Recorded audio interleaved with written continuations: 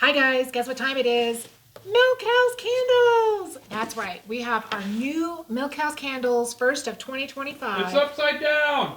Oh, I didn't know if it mattered.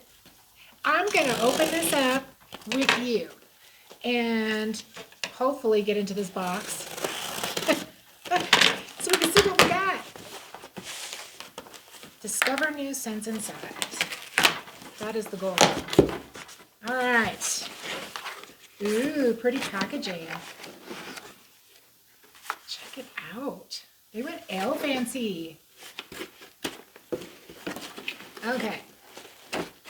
Here we are. Can I move that box out of the way? Oh. This is awesome, guys. Look at their packaging that they got. You see all those names? Mm-hmm.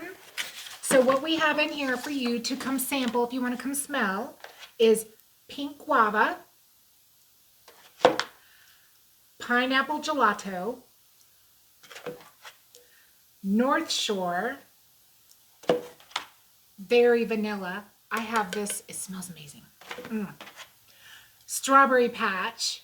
Valentine's is right around the corner, guys. That would be good. And Laundry Day. I love Laundry Day stuff. Oh my gosh, I'm excited.